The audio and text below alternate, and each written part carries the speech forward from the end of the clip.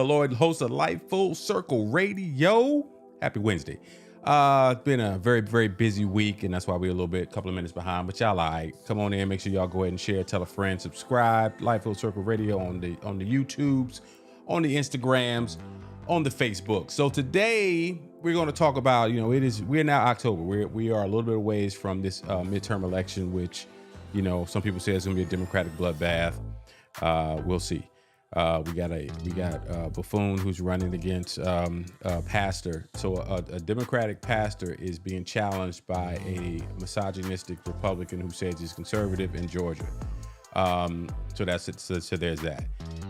And so then we got Kanye who finds a new community, not even a person, a new community to troll every day. He started with trolling black people. He didn't troll Jews. He's trolled the fashion industry. Okay, let's go.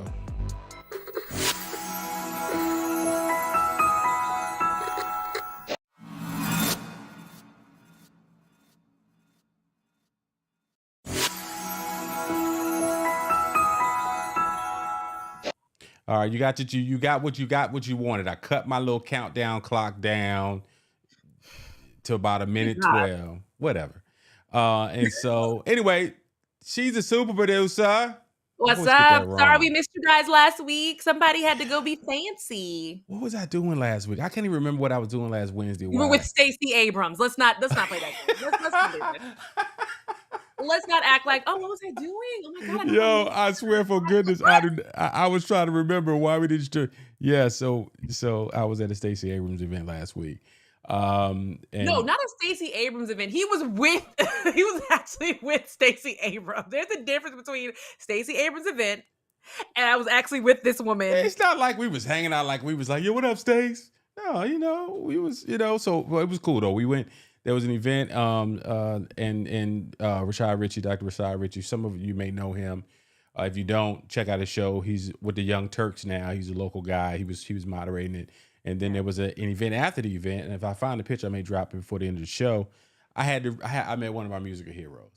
Did you see the picture? You had Common, who had on that weird outfit. He had on. It looked like corduroy. Was it corduroy? No, it was khaki. It was hip hop. It was a khaki. It was jean. A lot of khaki. It was a lot of khaki jean outfit. You know what I mean? But it's so funny because to be in a room with Common, who legit, I don't fanboy over many people. You don't? I don't. I meet people all the time. They're cool, and I had my moment with Common. But I had to let him know. Man, Common is in the soundtrack of my life since we're the same age. He's either a year younger than me or we're the same age. I've been listening to him for the last 30 years, and to watch his evolution to who he is now, highly respected as more respect as a musician than an actor, but that's a whole different thing. And the world's most notorious dog when it comes to relationships. He ain't no dog. He just, Common is not a dog. Common when he's lost every gorgeous, beautiful woman on the face of the planet. How does that not make you a dog? First of all, people like to joke to say he was never the same after Erykah Badu. He wasn't. I mean, that's a fact. I mean, I can't dispute facts with you. But no, it was cool to meet Common. He was extremely gracious, man. And when he first came in, now imagine we were in this, because after the event, there was that's what they do in this political stuff.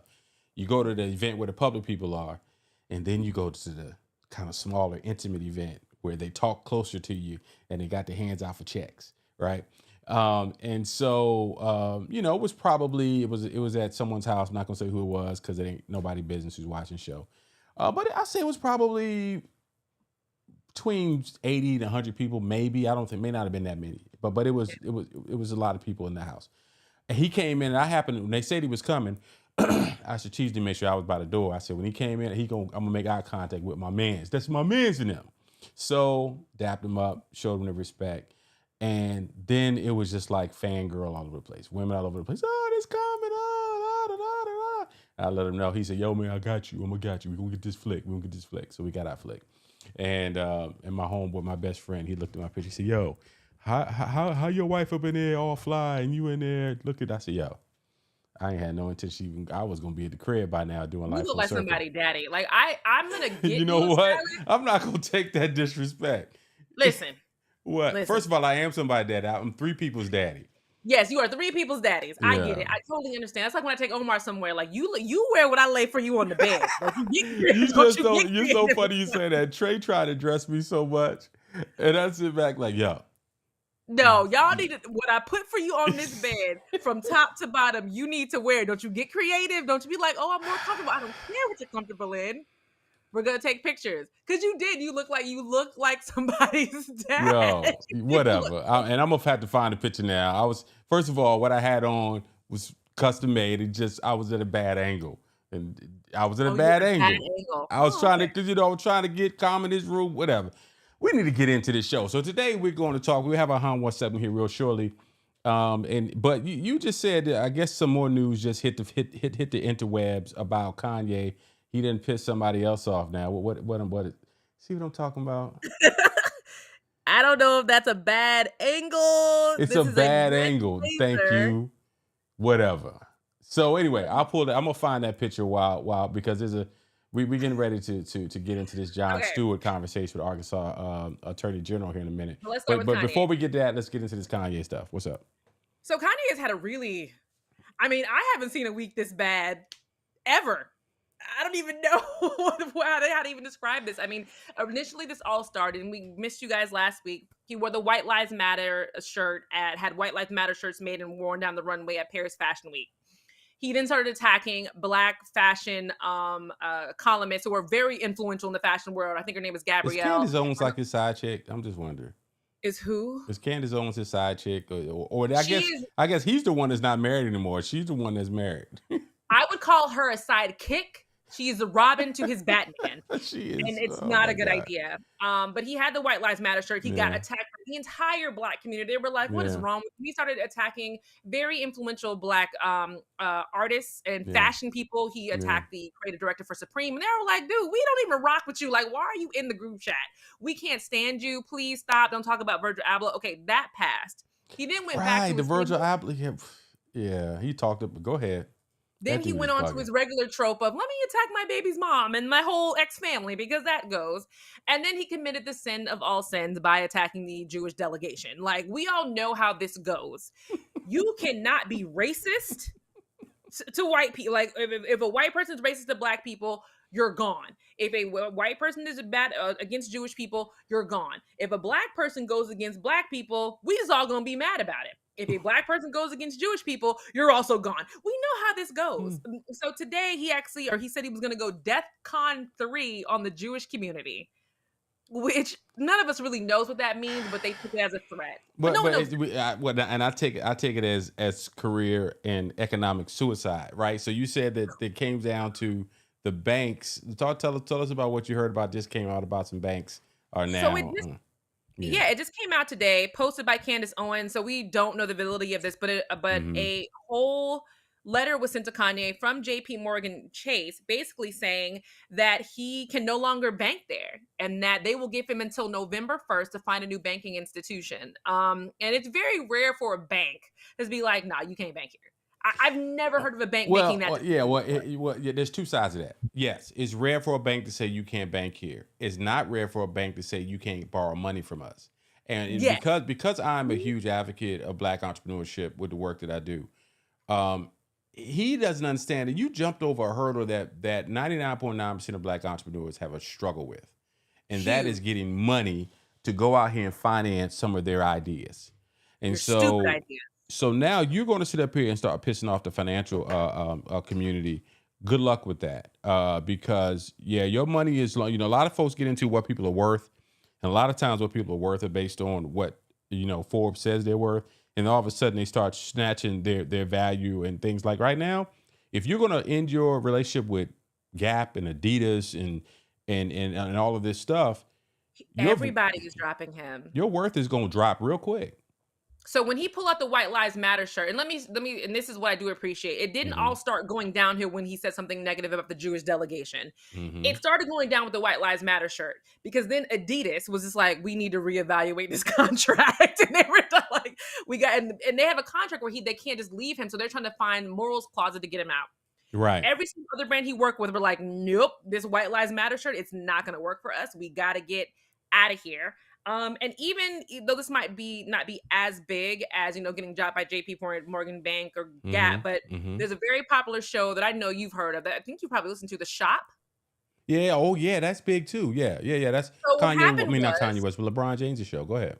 yeah, so they, even after the White Lives Matter shirt, they were like, nah, he's our brother. We gonna let him come on and speak his piece and explain what's going on. We know we can hear him out. We can talk his language. They get through with the episode. The owner of the shop or the network was like, we are not airing this episode. He Maverick said Carter. worse. Yeah, he Yeah. said worse stuff. He said Yeah. derogatory stuff, discriminatory stuff. There is no way on God's green earth we are ever going to air this episode. Don't ask us. It's never coming out. And that to me was like, wow, it must have been bad. Or one of the Yeah. guys You probably know, bucked up to him. here's the thing, and I think a lot of people will be able to relate to this, is that, you guys, if you were online, make sure you can share either Facebook or YouTube. Make sure you guys can see that on either platform. So there's a lot of black folks who has, and me included, we have a complicated relationship with Kanye. We try to talk about the old Kanye, the new Kanye, blah blah blah blah blah. Kanye is so talented, and a lot of people will probably sound, Miguel, you sound hypocritical, because I've surely canceled R. Kelly, and R. Kelly is very is done in my book, but he's very talented as well. Kanye just came out with some dope tracks here recently. He was on DJ Khaled's most recent album. He got some music there. He got some other stuff that he's working on. Me personally, I've never would buy them little rubber looking shoes I can buy at Walmart for $800. It ain't gonna happen. Never. I'm with you. I've never been a Yeezy fan. I don't get it. Right. And the new ones are just, I look at Right. people's feet. I'm like, those are disgusting. They're ugly. But there are some people who tend to love that stuff. But now he just comes out and he does this. And you got the White Lives Matter crap. And you're doing all this nonsense that are making us say again. So I really believe that Maverick Carter not running that show is protecting Kanye. I really believe is. he's probably I'm they are definitely protecting their personal brand, but they are also protecting Kanye. Somebody's Yes. got to protect Kanye from himself, because we done went through this. And that's just it. We were talking about this a couple of years ago. This dude went from wilding out with his wife to making a gospel album that went #1 in the same year, to he does so much nonsense that we lose track of all the nonsense that he does. Then you go and you do the Tucker Carlson Dog and Pony show, which, oh my God, I'm not sitting through an hour of that, because I can only imagine how Tucker Carlson is spinning that nonsense and making him look like a total behind. Kanye is, I'm just hoping that this does not have a tragic end. You know what I mean? And that's It will have a tragic end. And Yeah, it's I'm not hoping and it's not not. tragic. And listen, not tragic like I think he's going to. I'm not going to say the word because YouTube, they get us. But I do feel like it's going to have a tragic end, because you have this black man who was extremely talented, a musical genius, who will now go into history books as someone who was anti-Semitic, against his own people, Yeah. and this and that. That to me, that's a tragedy. Right. No, there's That's a lot of huge loss. his talent being manipulated the way it is, and no one else manipulated but himself is a tragedy in itself. All right, I want to move on because a couple of things I want to get in, because we've got one of our old friends that's coming on the show today, and we're gonna have Keith, with an F. Keith with an F. I was gonna Keith try with an to. F. I was trying to tease it. You just Oh, did. sorry. You just see what I'm talking about? All right, but I want to talk about you. You brought this up pre-show about Jon Stewart, and Yes. how Jon Stewart gave a master class in did. interviewing. And it's funny, because I look at this and I said, this is the reason why the conservatives don't like to go on liberal media, because they're going to get tough questions, no softball questions. And every time you throw out some nonsense, you're going to have to do something. You're going to have to prove your point. So here's a clip. You can see the entire interview on Apple Plus. Jon Stewart has his show that he's had on there for about a year or so. Pretty good show. Interesting to see what your boy leaving comic. What's my man, South Africa. Yeah, we have. I don't. Trevor get Noah that, leaving. What. But anyway, we'll get in that. I want to watch this interview. I want you to get everybody's feedback. Why would the state of Arkansas step in to override parents, physicians, psychiatrists, endocrinologists who have developed guidelines? Why would you override those guidelines? Well, I think it's important that all of those physicians, all of those experts, for every single one of them, there's an expert that says we don't need to allow children to be able to take those medications. That there are many instances where... But you know that's not true. You know it's not for everyone there's one. These are the established... Well, I don't know that's not true. I don't know that... Then why would you pass a law then if you don't know that that's true? Wouldn't you? Well, I know that there are doctors, and that we had plenty of people come and testify before our legislature who said that we have 98% of the young people who have gender dysphoria, that they are able to move past that, and once they have the help that they need, no longer suffer from gender dysphoria. 98% without that medical treatment. That's an incredibly made-up figure. The medical community disagrees with you that well, that's not all of the children. medical community. Who doesn't? We have had experts testify here in Arkansas. Okay, from what medical organizations? Well, we have all of those in our briefs, and I apologize that I wasn't prepared to have a Supreme Court argument today in front of you, but we are going to have arguments on this case when the time comes. Yeah, so... Here's my comment I will make about children transitioning. Yeah. So we didn't set this up. So let's set it up first. This is about Arkansas law being the only state in the country where you cannot have, what is it called? Adolescent, also known as save adolescents from experiment. Anyway, the measure makes Arkansas the first U.S. state to make gender-affirming medical care illegal. There we go. You struggled with that. It's a tongue. I wanted to read it and get it exactly right. Go ahead. Now make your point.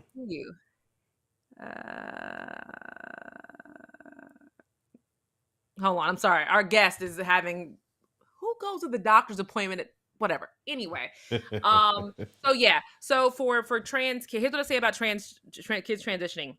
I am against kids medically transitioning under the age of 16. But I am not against kids starting that process. I'm just against you taking meds and doing surgery before the age of 16. But if your child looks at you and says, I feel off, something is wrong with me, I feel like I'm somebody else, it's time for you to be an active parent and start the process. Talk to the physicians, talk to psychologists, talk to who you need to talk to, listen to your kid, say, okay, we're not going to do this, this, and this, or we're going to do everything but that. And when you turn this age, I'm ready for you to start, doing what you need to do. But what this lady is basically saying, every kid has gender dysphoria. That's not that 98%. And he's like, that's an incredibly made up figure because me and you, we may not know a lot. We know 98% is not a right figure for anything. Yeah, no, with these situations, obviously, as John Stewart was saying, there are plenty of medical organizations that said this is the way we should be going. Now, for her to say 98% are basically having gender dysphoria, whatever it is that she called, and forgive me for mixing that gender up. Dysphoria. To gender dysphoria. She obviously has gotten some data that's slanted towards what she wants to, for it to support her position. Anybody watch this show, anybody knows me, know I'm all about live and let live. Live your life. Now, not going to sit up and sugarcoat and say, I don't think a 9 or 10-year-old knows at that age. I just don't believe it. No. But that's neither here nor there as far as I'm concerned. That's between that parent and that child. And for them to make that decision. Same thing I always talk about in this particular case.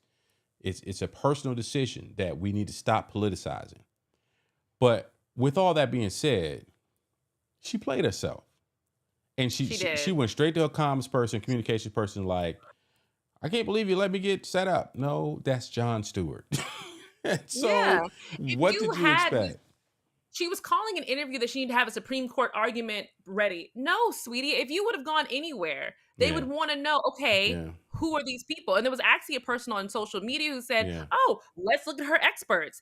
And every single expert, either they had never dealt with trans people or trans children before, ever in their entire practice, or one was a plastic surgeon. Another guy hadn't even was 80 years old. One was a plastic surgeon.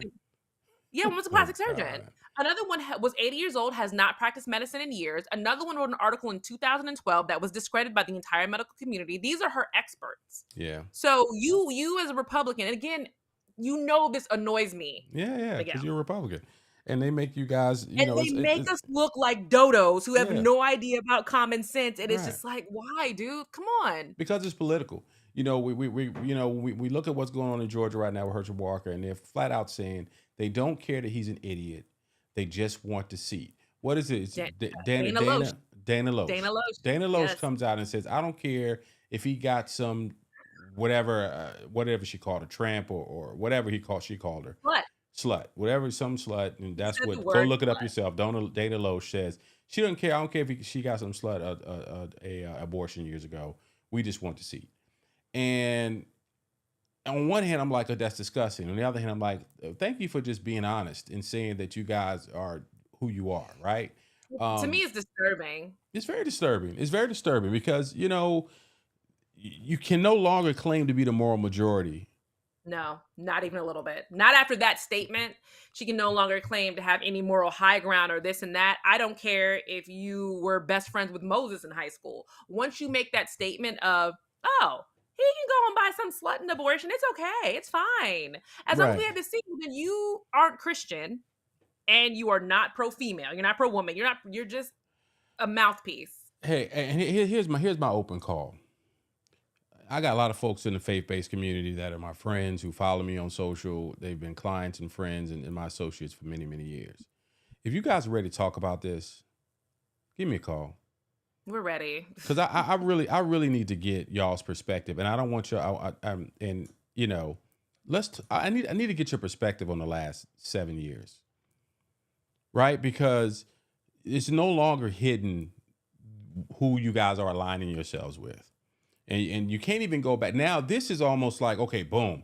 Dana Loesch, who's one of your media warriors, basically said, I don't care if he paid for an abortion with some woman. What? Hold on. You're a Republican. That y'all stand on that all day and all night. That is their main platform. Guns, that is your main anti-abortion. Platform. Oh, y'all got Roe versus Wade overturned, so now that's no longer an issue. All right. So if inbox me, y'all know me. You know I'm gonna have a fair conversation with you because I need to know how we supposed to deal with this right now. Because if it's all about politics, or if it's not about politics anymore, we need to know. All right, let's slide on over. Let's get into our favorite segment of the show.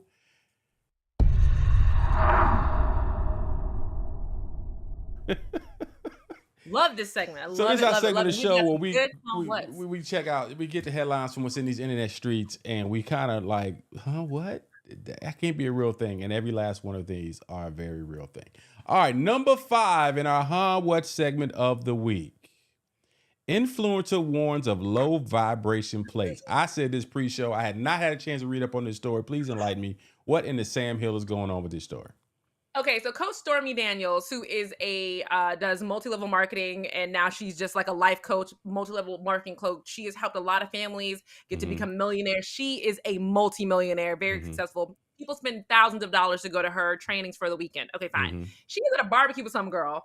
They both got the same plate. It looks like the same plate to me. And she looked at the girl plate and goes, "Your plate." Go ahead, finish. I've seen that. Your plate is low vibration. I would never let them give me that. I'm not your plate, that's low vibration. I would never let them give me that. But the girl was like, well, they just gave me. She's like, no, I asked her. It was just weird because they're eating the same plate. Right. True enough, Stormy had less food on her plate. Yeah. But it was still the same burnt chicken wings, baked beans, fries, potato salad. It's the same stuff.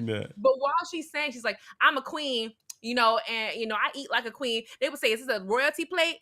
This is a royalty plate. As you suck your fingers and sit bow leg, widespread on a pool chair. Because that is how you sit when you're eating food at a cookout in that little regular chair that you just praying and hoping to God that it does not collapse underneath your behind. All right, number 4. Kim K calls Whitney Houston.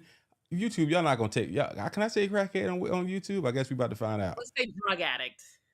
Okay. All right. So here's crackhead is bad, but yes, I don't know. We'll find out when they take the video down. Here's the interesting thing about that story, right? That is true. I didn't know that there was a time that Ray J dated Whitney Houston. Did you know that? I didn't know that. You didn't know that? Where have you been? I've been here. Okay, yes. Whitney Houston dated, and he did leave Kim K for Whitney Houston. This is absolutely a very true statement. See, I this goes don't back down 20 her. years. Huh? This goes back 20 years. It's got to be. Yes. Yeah, okay. Okay. So I don't blame Kim K for this voicemail. The reason why I don't is because she had just gotten dumped for a woman 20 years her senior. Any girl would be mad as all Don't get forget to out. say who released the video, who released the audio. Candace Owens. Why is she all of a sudden becoming the go-to? But go ahead. I don't know. And also she acted like this was some bombshell. And everybody was like, well, Whitney kind of was a crackhead and Kim K was drunk. But listen, what woman wouldn't be mad if you found out your man left you for a woman who was 20 years older than him? Like, how would you feel? I'd be mad too. Like, oh, you left me for that old wig wearing crackhead. Da, da, da, da, But let's just think about Kim K was not today's Kim K. Kim K was a stylist for Brandy at the time, right? Now, but of she course, still was prettier than Whitney Houston at that time. Let's not do that. Come on now. to each his own. Let's go to the next one then, since we go Number 3, man sues Texas Pete hot sauce for being made in North Carolina. It's so funny when I found out that this was the truth. I just laughed when I heard. 'Cause I knew this years ago that Texas Pete hot sauce was made in North Carolina. But what is the story behind it? Why is he suing him? I don't know. This was your story. I didn't love that story. You put it on the list. It's dumb. That's the bottom line. It's like, so but what? He's not the first person to do something like this. I feel like a couple of weeks ago there was somebody else who sued a replacement. They found out something was made somewhere else and it wasn't authentic. But yeah, it doesn't matter. It's a brand, guys. Relax. It is what it is. Number 2, Lil Bootsy makes more sense than Kanye. I saw this video with Lil Bootsy when he was talking about Kanye and his White Lives Matter controversy, and you know, once you kind of got through the poor grammar and you realized that you kind of deciphered it, and then you got with some of your Louisiana homeboys and they helped you to decipher what he was saying, he made sense. And that's where we are today. Mr. Wipe Me Down. Mr. I done perpetrated almost every fraternity, black fraternity that there is.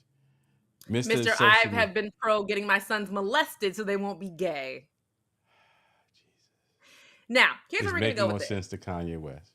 Yeah, Boosie basically said, why don't you just put on white face and be white? And I'm sorry, I agree with Boosie. At this point, it just seems like you want to be white, but not a part of the Jewish delegation white. You want to be... This is where we are. White, but I don't know Mr. Kanye West, you are being, at this point, Lil Boosie is making more sense than you. I hope the checks are clearing. And number one hot what story of the week is Herschel Walker is still in this Georgia Senate race.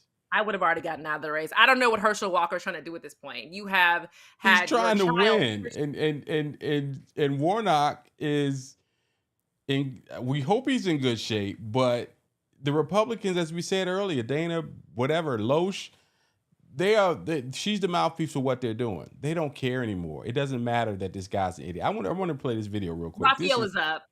Huh? By the way, Raphael Warnock is up by points. Like not 1 point, not 2 points. I think it's like 6 points now. Well, some of the Democratic strategists I know in the state of Georgia are saying because the Republicans are not really polling like they normally do. The polling system is broken. And so if it's only up by a few points, that the Republican is really winning because a lot of the Republicans who are diehard are not even taking these polls. But we'll see. One thing that the Democrats are really pushing really heavy on is early voting, because if they don't want to early vote, then they're gonna be in trouble. But I digress. I want you guys to see who this guy is. This was today. It's been all over them internet streets. Bull out in the field with 6 cows, and 3 of them are pregnant. So you know he got something going on. But all he cared about is kept his nose against the fence, looking at 3 other cows that didn't belong to him. Now all he had to do is eat grass. But no, he thought something was better somewhere else. So he decided, I want to get over there. So one day he measured that fence up, and he said, I think I can jump this. So that day came where he got back. And he got back, and as he took off running, he dove over that fence, and his belly got cut up onto the bottom. But as he made it over on the other side, he shook it off and got so excited about it. And he ran to the top of that hill, but when he got up there, he realized they were bulls too. Bull out in the field with 6 cows. So, I don't. do you know what point he was trying to make? I think he was trying to do the grass is not always greener on the other side, but he just took a really long, windy, up and down roller coaster. Go over here, go down this alley and make a left and go by the turn left of the man with the orange chair.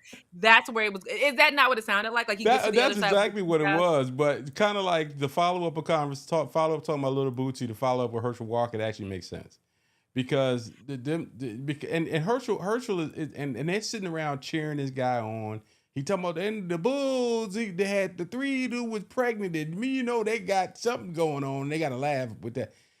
This guy is dumb. trying to be one of the 2 U.S. senators in the state of Georgia. I pause for effect. So, really quick, his son has come out and been like, his son who came out and said, nobody cares that you're gay. Like, pride is stupid. Like, he's come out now with a very serious video basically saying that all the stuff that the Republicans and Herschel promised him and his mother, that his father would accept responsibility, that never happened. And now he's upset. I'm like, sir, you knew that wasn't going to happen. You knew he wasn't going to accept responsibility. You knew none of this was going to happen. And maybe you fell for it. And now you're here upset that he didn't apologize and accept that he was bad to your mom and you. And you still went on the campaign trail with him to events knowing that he was not in your life. Like, it's just, I can't feel bad for him, for Christian. I don't feel bad for the son at all. Now, for people who don't know, his son is part of the LGBTQ community, but he is not a supporter of the LGBT community. But he's a conservative, but he's fighting as conservatives on this issue. He's so gay. Dorothy is about to come back and take him on the yellow brick road. That's how gay he is. He's gay.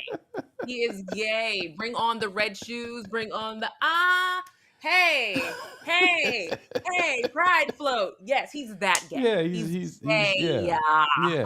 So but the whole thing about this guy, I don't know how many children. As far as I know, I think he got 4. Herschel Walker has 4 kids. The son says he hasn't been a father to any of them. Nope. But he was questioning black fatherhoods and black men being in their lives. Then he changed it and said, the reason why I talk about it, because I go through it. I'm like, no, little boy, that's not what you said. You made it seem like you had a father and the rest of these black men are out here not being fathers. When in reality, I'm so confused with these rascals. And it's all said and done. These dudes can come out right now, as in Herschel Walkers of the world, the Tommy Tubervilles of the world. He came out with something. Tommy Tuberville, the senator from Alabama, I believe. He came out and says he tried to conflate. It was something crazy. It was something about black folks don't deserve reparations because they're all the criminals. Did you hear that soundbite? I didn't see it, but I did see John. I think his first name is John, but Kennedy, who came up with the commercial saying, "Next time you have an emergency, call a crackhead, not a police officer." I've seen that one too. So that one is, and none of this stuff. You guys think that we're making this up?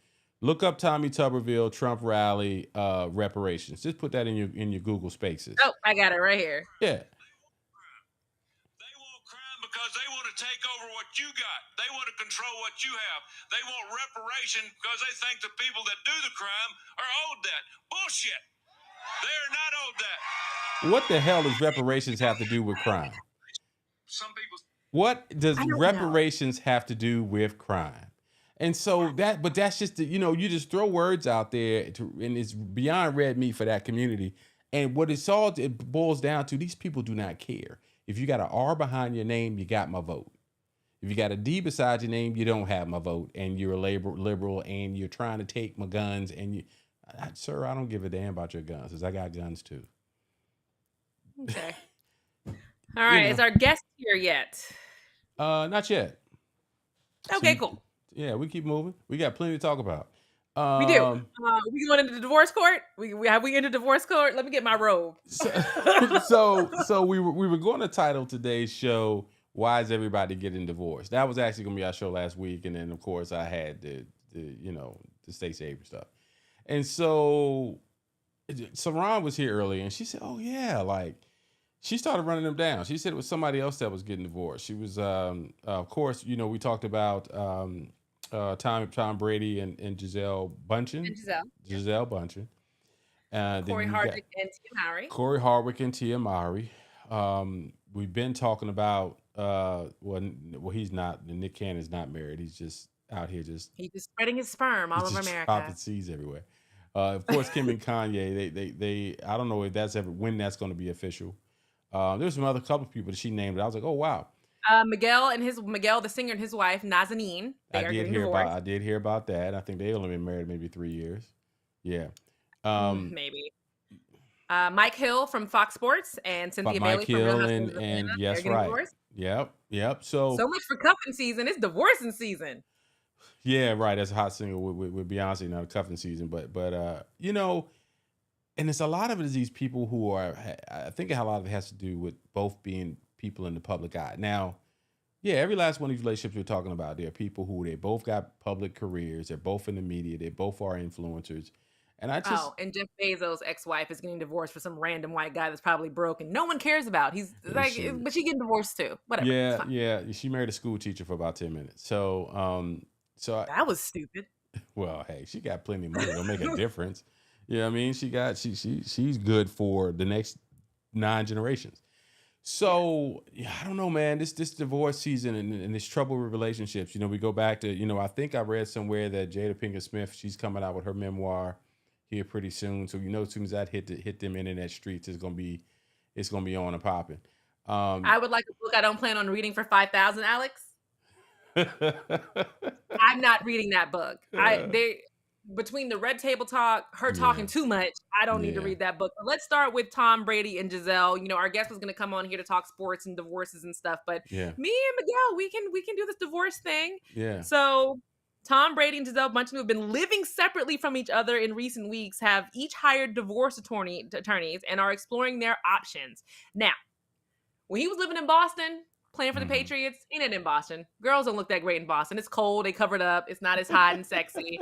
He brought his butt down to Tampa Bay, where I'm from, Tampa Bay area, St. Pete, 727. Yeah. And now everybody half naked. Everybody wearing bikinis. The tequila is flowing. He feeling like a young, hot guy and all that kind of stuff. And his wife was like, cool, one more season of football. One more.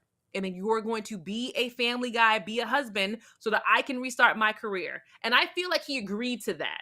He probably did. When he actually had to do it, it was like, I don't want to do this. This is not fun. He probably did.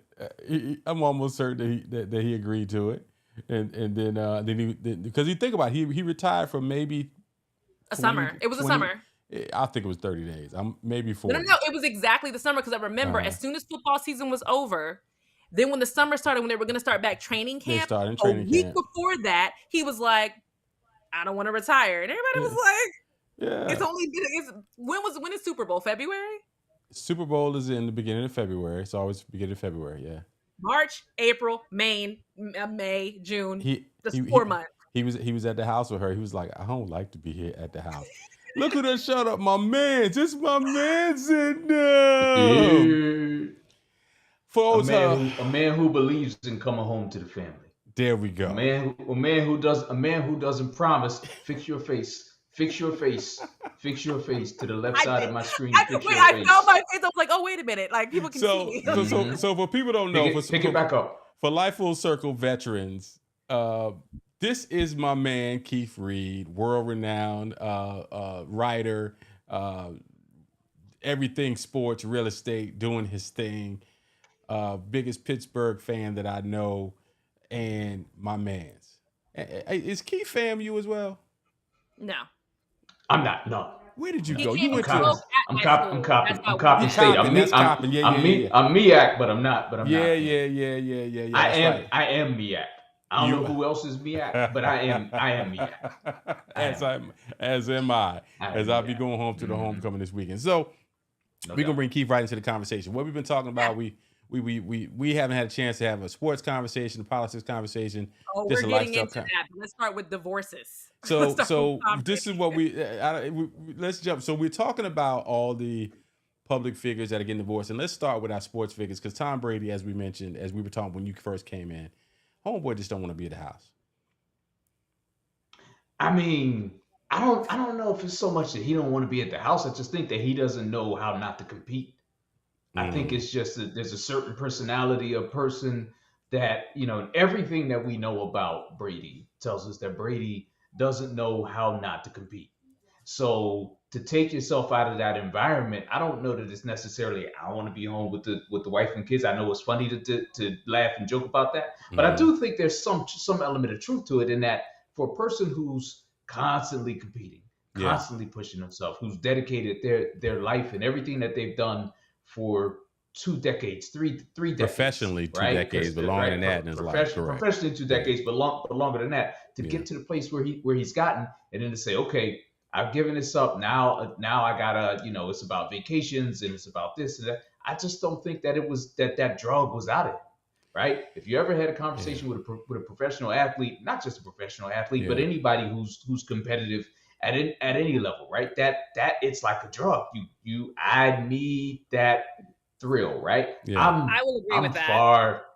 I'm far from a professional athlete, right? Yeah. I'm like real far from a professional athlete, but Same I'm a here. competitive person. Yeah. Right. So at 45 years old, what did I do? I took my ass back, and we had 2 years off because of COVID, and you couldn't go outside, you couldn't do this, you couldn't do that. Yeah. Soon as I could get back to boxing, so now 4 days a week I'm in the gym, I'm in the ring, I got gloves on, just because I need to experience that level of competitiveness, and there's nothing else like competing to make you feel like you're competing. Yeah. It doesn't matter at what level. If you're a competitive person, there's something that you have to do to get that, just to get that thing off, so it feels like you're at home. I tell people all the time. People are like, oh, how you box, man? Like, how you just go and let somebody hit you in the face? Like, how? Like, what? And that's not what it feels like. What it feels like is everything else in the world is gone. You're doing what you love. Everything else in the world is gone. Whatever it is that stressed me out on that particular day, right? Whatever it is that's happening at home, whatever it is that's happening at work, whatever it is that I got to do, that I got to worry about, that I got to think about for 3 minutes during a round, sparring, hitting the bag, jumping rope, hitting pads, whatever it is, it's gone. Yeah. And there's nothing else but you in that thing. Now imagine you've been working for 25, 30 years to get to the level that somebody like Tom Brady is. And you've done it better than anybody else has ever done it. So you not only get that ability to check out everything else, but you now get that ability to feel what it feels like to climb the highest mountain, to be lauded, to have the level of attention, to be recognized for all your hard work in a way that other people just don't understand, right? You're right. You have that feeling. And you've been that successful for longer than anybody else has ever been that successful. Like Joe Montana didn't have to run that Tom Brady had. No. Right? Dan Marino didn't have to run that Tom Brady. Nobody else in professional football has had to run that Tom Brady has. And really quick to jump in, you say, okay. Keith is long-winded. I completely forgot about Keith long-windedness. Tom Brady was retired for exactly 40 days. It was exactly 40 days he was gone. He was retired. I'm sorry, I'm supposed to be more professional, but these two, when they get together, man, it's just like long-winded. Ain't nobody paying you no attention. But no one said anything but him for the past 7 minutes. But here's the thing. Here's the thing. You're making a great point, and we're talking about a lot of the people that we talk about that are in this situation of divorce, and we've talked about Tom and Giselle. We talked about Tia, which I always get a mix between Tia and Tamara. I don't know which one is married to Corey. It's Tia. Tia is married to Corey Hardwick. Then you talk about Miguel and his influencer wife. So these are people who have these. Why are you making faces? She's over there making faces. I just said her name. I don't know her name. Like, I'm bad with names. Stop trying to make it out to be something it ain't. All right. So when I think about it, these people, people who had better success in public figure, like Denzel and Paulette. Mm-hmm. Paulette has very successful, very talented in her own right. She's just starting to take on acting roles at this point in her life that are more prominent, roles, right? But then on the flip side, you talk about Will Smith and Jada, who Jada kind of had fell back a little bit, but she never seemed like she was comfortable in that role of not being more prominent. They should have been got divorced. Marriage is about sacrifices in certain areas. There's certain give and takes to everything that you're doing. And if I'm Gisele Bündchen, going back to Tom Brady, I'm like, I've sacrificed now for the last, I don't know how old their kids are, right? I've And she sacrificed my she modeling retired from career. modeling. She retired. Retired from modeling. Now you finally said to me, now it's going to be my time. We got plenty of money. You got money. You got this $300 million Fox sports contract waiting for you. So it's not like you're still not going to be around football. You'll still be around football. But you couldn't make the decision to make me a priority. And that's the biggest thing about a marriage. You've got to make each other a priority. And it doesn't seem like Tom was trying to do that. Even from that point for both of you guys, because both of you guys are fathers. Mm-hmm.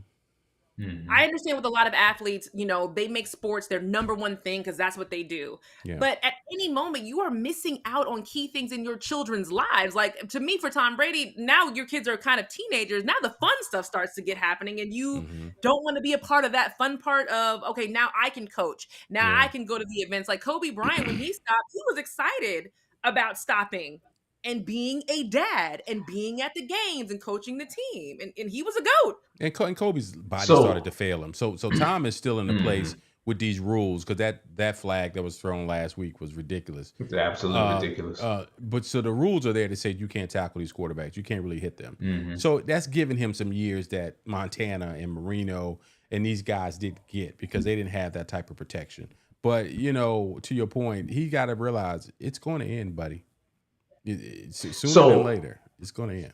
So I want to say three things. Number one, to start with you, Miguel, you're right. They have put some rules in place that just make it absolutely positively confusing. I don't know how you play defense in the NFL anymore. I don't understand how you're supposed to know who you can hit, who you can check, who you can handle. Yeah, I will agree with that. That hit on Brady, that absolutely positively should never have been a flag. But then on the same day, and again, you mentioned me being a Steelers fan, there was two late hits on Kenny Pickett at the end of that game that didn't get flagged, that were clearly late hits, that were clearly hits that under the rule as it's written should have been flagged. Wouldn't have changed the outcome of the game because my Steelers got blown out, but it was definitely two late hits on a quarterback, and we're supposed to be protecting these guys. Those don't get flagged. So if you're a defensive player in the NFL and you're watching that, this doesn't get flagged, but that, I don't know what you're supposed to do. You don't know what to do. Number one. Number two, you don't know what to do. Right. Number two, I think there's an element to this whole divorce thing that a lot of people gloss over, which is that we ain't in the same stratosphere as Tom Brady and Gisele Bundchen. We ain't. So the place at which they're making the kind of decisions that they're making, when you talk about like, oh, Tom, you've got the $300 million contract, already going on. Why don't you stop? That happens in the context of a woman who was already out earning. He is one of the wealthiest, most famous athletes on the planet, and she was out earning him before they even got married. Right. So the power. So the power dynamic and the fiscal dynamic in that relationship, and the way that they make decisions about who's going to do what and what sacrifice looks like in that context don't look like what sacrifice look like in my house or in your house or in your house. It's completely entirely different, right? Correct. So that's number two. Number three, and I know some of my present company is going to take me to task on this, but that's fine. What I've always argued is that we reached a place a few decades ago, and I don't think it's necessarily a bad place, but I think it's a place that we fail to acknowledge, where roles, what we used to define as quote unquote gender roles in relationships, flipped. They changed drastically. They changed, right? So that what I've always said is we've reached an era where women are being told all the time, you can have it all. You can do it all. You can be a boss. You can go to work. You can have the degree. You can do, and you don't have to miss out on anything. No. And what I've said about that, what I've said about that is, or what I believe about that is, it's that's not a bad message per se. It's bullshit. It's not right. It's not accurate. And men have who under the traditional quote unquote gender rule model have known that that's not accurate for a long time, because we have people talk about women and the sacrifices that they make to be parents, which is true, which is valid, which I would never take away from any woman, okay, whatsoever, right? But they fail to talk about the sacrifices when you're in the position of being the breadwinner, when you're in the position of being the person whose role has always been to leave the house, to provide, to et cetera, et cetera, et cetera. If you're going to do that, if you're going to occupy that role, that means by definition you're not going to be home with the kids. That means by definition you're going to miss some milestones. That means by definition you're going to miss some stuff, right? Right, but the challenge that presents in this day and age, and the only way I would edit your comment just a bit is that it's not that the roles have changed, women's roles have expanded, and men. Well, that's a change, right? Well, it's right. That's a change. It's a change. I know you're a master of the English language, as a prolific writer. But I want to make sure that there's clarity to that, because that is part of the rub in the relationship. Because men are still naturally providers. And if you're in a situation where your mate can provide, quote unquote, without you, then you have to find a new way to feel significant, right? As you mentioned, in a Giselle Bundchen, Tom Brady situation. Say again, go ahead, Kia.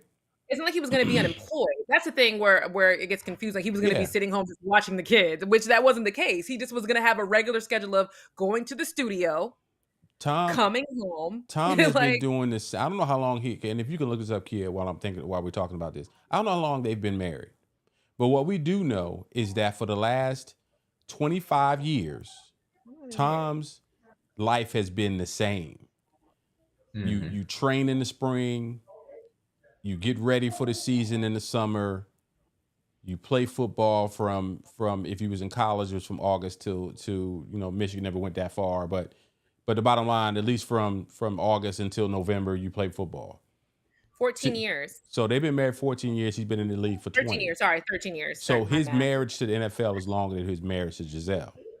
And so now he's at a place where that part of his life is about to drastically change. And for 40 days, he looked at that thing and was at home and wasn't training. And he said, I am not ready to give this up. Right? Because it's not like he wasn't great last year. He was an MVP running last year. Right? So he still was one of the top performers in the league that's protecting him. And he feels like no athlete wants to give it up before they're ready. Well, hey, really quick, guys, because the time is kind of winding down a little bit. There's one more topic that I want to make sure we talk about. And that is about, what's his name? I never say it right. Tua. Okay. Tua Tagovailoa. What is it? Tua Tagovailoa. Quarterback for the Miami Dolphins. It's going to be Tofu for this section of the show. It will not be Tofu. It will be Tua. We'll at least call him by his first name, but go ahead and set it up. So Tofu had a concussion incident. Tua. Name is not Tofu. He's not fake meat. Tua had a concussion incident a couple of weeks ago, and Dr. Bennett Amalu, who's actually the discoverer of CTE, came out and said that he's urging him to quit. So, Keith, what are your thoughts about Doctor coming out and urging him to quit, and him actually trying to perform after having a concussion? That's insane. It was a failure at every level in the NFL. The Miami Dolphins ended up firing their independent neurologist. Every team has an independent neurologist that's supposed to be there to diagnose these concussions. Yeah. They fired theirs after the team allowed him to come back on the field. That was a cop out. It's hard to argue against that decision when you saw what happened to Tua, but at the same time, the independent neurologist doesn't have the final say on who gets on the field for that team. We all know that's a decision that gets made between the head coach and primarily the head coach, but also the coordinator and the medical staff on the team. And the neurologist is just there to make certain calls as far as the medicine is concerned. So the team. So he fell on the sword. He was a sacrificial lamb. He was the sacrificial lamb. Yeah. That was up to the team primarily.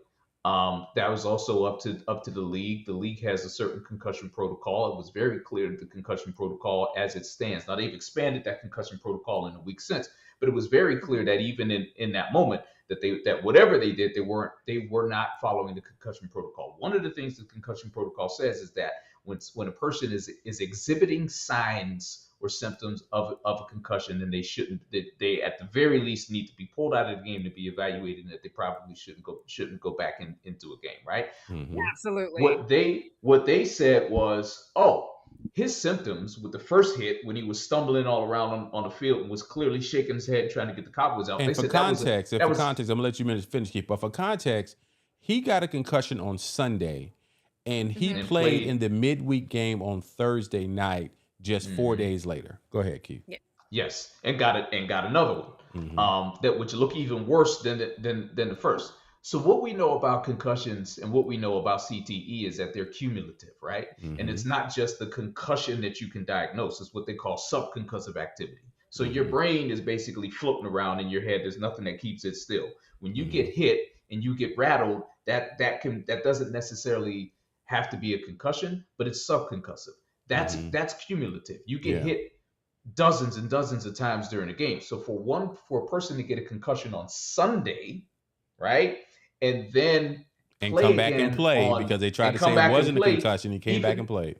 Yes. Right. So what you saw on the Thursday when he got hit again and he landed and his hands were in this kind of awful position. That's the only way I can describe it. What that was a sign of is not just the fact that he was concussed again, but it was a sign of the added on effect of the first concussion and then the multiple concussive hits before then that led up to that final. And then a neck injury potentially too. Then, right. And so do I agree with Dr. Amalu from a pure health perspective? I mean, who am I to disagree with a doctor, especially somebody who's renowned for research in that particular area? Right. Yes. When that guy looks at it and says, "Man, if I were you, I'd hang it up." It's kind of hard to argue with that, with all we know about concussions and about the cumulative effects of playing football. That if you get one, and then you get another one, and then you get another one, the more and more hits that you take, the worse it's going to be. The worse it's going to be, or at least the potential there is for there to be health impacts down the road for you. And a lot of times you don't see the impact until you are some years down the road. So it's hard to argue with that. On the other hand, and there was actually a Washington Post piece that actually discredited Bennett Amalu's work, and people are actually saying that was put out by the NFL. That was like an NFL opinion piece. Of course, the it didn't make influence any is sense. right. This man's been world renowned, and all this stuff has been proven, and now all of a sudden, all of his work is fake. So I have one more story before we wrap up: the J.J. Watt story of him actually he had a heart attack. This boy had a heart attack and still decided to play. And everybody's like, "Why would you decide to play after played a on heart Sunday?" attack? Yeah. So how is that possible? So from what I know of what happened with JJ Watt, I don't know that it wasn't described. What I've read was not described as a heart attack, but it was like a cardiac arrhythmia. So his heart was out of rhythm. They had to shock the heart back into. Now I'm not a cardiologist, so I don't know how different a heart attack is from cardiac arrhythmia. But again, who am I to disagree? A lot of these things are happening. This is what's going on, right? These athletes are playing where parts of their lives that are become public that would never become public for somebody else. So there might be 1,500 people in the country who had the same thing happen to them and then went to work the following week because the cardiac trauma center that in the city that they live in was able to correct the problem, but we don't know. Let's not know. Wait, stop. Keith, wait a minute. Nope. You cannot do that. You cannot compare Bobby the bus driver to getting on a football field and doing this kind of stuff to your body. It's two different things. Well, I'm not comparing the two. What I'm saying is that we don't know, right, how these kinds of situations are handled in the general population. We because you don't know what happens with anybody else's medical records. But you do know what happened with JJ Watt. The whole thing about the JJ Watt story wasn't just the fact that the heart issue happened. It was the fact that he was forced to come out and say something about it publicly because it was going to be leaked. And so so if you look at the statement that he made, he was like, "Look, I'm being forced to come out and talk about this. I wasn't going to talk about it because it's my personal business, but this was going to be leaked, and so now I got and so now I got to talk about it. I got to talk about it. He would have died on the field and didn't say that. I get what you're saying. But I think there's a thread between the Brady conversation, the Tua conversation, and the J.J. Watt conversation. Yeah. Football players and their level of competitiveness, they have to be protected from themselves. And there's consequences, right? That's just the truth. There are consequences. Brady's about to lose his wife. Tua may lose his career. And J.J. Wyatt, you're talking about possibly losing his life. He's got a heart arrhythmia, and you get back out in the field and play the following Sunday. And you look at this stuff, and they make these decisions. And don't get me wrong, we're all athletes here. We're athletes at some time in our lives, right? And there are things that we've done to our bodies over the course, and now we were never as great, nowhere near who we're talking about. Man, as an athlete, that decision sometimes is hard to make the right decision. But I'm praying that brother Tua, take your time, man. Take your time, man. Football is 35 car crash a night, especially for a running back who gets hit every play that he gets the ball. Quarterback, they're trying. Here's the one thing that, and I'd love to get your take on this before we go. We got about 2-3 minutes. Keith, you got time. I know Kia got to go to bed because she got the babies. But in the old lady crew, but I do. But you do. Old lady gang. Old lady gang. But old lady gang. Here's the one reason why I get beyond the fact that the quarterbacks are the stars of the league. They're the face of the league. The quarterback is really the only player who instinctually cannot prepare for a hit in every play because he has so many responsibilities to pay attention to a lot of things going on the field at one time. If you're a lineman, bang, I'm getting ready. Hut, I'm running into somebody. Running back, I'm running into somebody. If you want to make a tackle or being tackled, they protect you. A quarterback has to legitimately stand there, and if that left tackle sucks, somebody is coming and is going to break him in half if he doesn't get that ball out of his hand, but he still can't see him. So I get some levels of protections for these quarterbacks, right? I think they've gone too far, but I get to some levels of protection. But you look at what is going on in the game today. You look at the junior Seau's, and you look at some of the other situations where these players have killed people, murdered people. You had the situation with the defensive line. Antonio Brown is, I don't know what that brother going on with that brother right now. So, football, if I had sons, I would never want my kids to play football. If they had a choice, I would not want my sons to play football. But I don't even know what the question was, Keith. Just jump in. My older two played, especially my oldest. He played all the way through high school. Loved the game. He was a defensive player. He was a linebacker. Mm-hmm. And he had a game when he was a freshman in high school, where again he's sent on a blitz, and the left tackle blew his assignment. He blows by the left tackle, and blindside hits the quarterback on the other team, and they took him out of the game. And they took the quarterback out or your son out? They took the quarterback out of the game.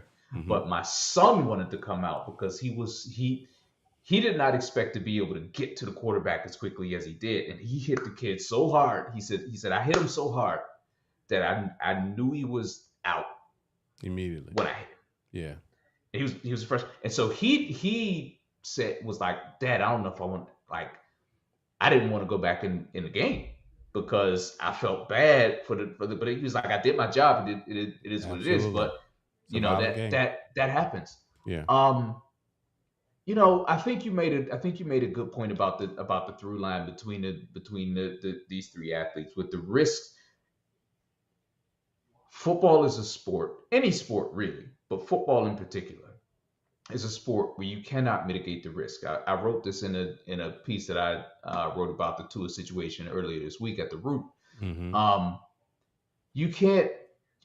You're never going to take, unless you just make it two-hand tag, in which case the NFL ceases to exist, right? Right. The whole purpose of it is violence. We, as a fan base, like the violence. I mean, we need to own that, right? Right. We have some empathy for what happens to these athletes, but the reality is the nature of the sport is such that it's violent, and you're never gonna remove the risk. Therefore, it attracts people who have a certain mentality. You got to be wired a little bit A little bit different. different, man. You Yeah. got you got Yeah. to be a little bit different to play that sport. And so people who are wired like that are more willing to take risks with their health, with their safety, with their families, and etc. So then you start to see these kinds of situations. Why is Tom Brady willing to part ways with his wife of 13 years, assuming that's what really happens, because we all discussing this man's relationship as if we know. But if Right. that's Right. really the reason, Right. why is he willing to risk that relationship? Right. Why is JJ Watt willing to risk his heart? Why is Tua Tagovailoa willing to risk his brain? Because for the last decade, 2 decades, 2.5 decades, all of these dudes had to be wired so that they don't even think about what the potential risks are But to is it themselves in worth order to sipping make it out to of a that place. straw on a machine for the rest of your life because you cannot function? There, One more hit to put him in the I've hospital. there's no On argument there. I've There's talked no to there's no argument there, kid. You're right, but the three of us are not wired the way that they're wired, and that's the we're not part. wired the way they are. I And mean, and and I've, and, I've and had we're complicit in it because every Sunday we're on our couches watching them play. And I Um, think, I've and I know had we have to wrap it up, but I think that's another reason why Giselle has an issue. That you could get hurt, you getting older, you getting more rickety, you can get yeah, hurt at any second. And then yeah. once again, I am now holding the bag for our kids. You have been gone all this time traveling, doing the sports thing. Now you're injured, and I have to take care of you, and I'm raising these kids by myself. I feel like there's a lot on the line for her, and she doesn't get the respect she gets. But I know we gotta wrap it. We gotta continue this conversation real soon, and maybe we can find some more women who maybe have been in relationships with athletes and get their perspective. Oh, I can find that. You didn't ask for that. I can find that. That's I easy. know. See, yeah, you was Like already happy frown your face relationships, up. like You was ready to married. frown your face up, and I was ready to bring the ladies to the party. she's always ready. She's always Man, ready Do to you frown mean her face up. married or baby's mamas? What level of relationship are you looking for? we'll Side discuss that chick? in our production meeting. What's your latest article, Keith, where they can follow your work? I know you've been writing for the Griot and some others. Not the grill, the root. The Root, So you excuse can me. I'm sorry. find me. You can find my work every day at the root. I'm a contributing editor there. www.theroot.com. So I've written about all of these things in some form or fashion in the last week. I've written about Tua. We didn't even get to talk about Deion Sanders at Jackson State and what's happening in the Yeah. Black college football space. Yeah. But I'm writing about all those things and a lot more over at the root. All right, so we gonna grab those articles, drop them in there, and you got to promise to come back, bro, because I do want to talk about that. I'm headed to homecoming this weekend to Norfolk State, Say that one and more so time. I'll check out my HBC. What? Nothing. Kid, You you want to mentioned you tell us going to about some of your homecoming favorite 3 or 4 homecoming times since experiences? you've been on Because the I'm going to show. homecoming 3-4 times. I'm gonna say it again. Behold the green and gold. Love y'all. Peace and blessings. Kid, do you want to tell us about some of your favorite homecoming experiences or I'm saying, see, you know, y'all, how was all the little rattler stuff we got to deal I with. have not been back to homecoming I might have been right before I was married. I went back for homecoming and it was decent, but it wasn't like how it was in college. Not in college, I had a great time. But right I'm also now I'm talking about tell us now I'm talking about tell us about your undergrad homecoming experiences. I don't remember a lot of it, but I did find my keys that one Mm. time. So that's all that matters. You've been watching Life on Bye, Circle guys. Radio. This is the homie. Let me see. Where's my finger? There we go. This is the homie, Keith Reed. This is the super producer over here. And you've been watching LFC. We'll holler at y'all next week.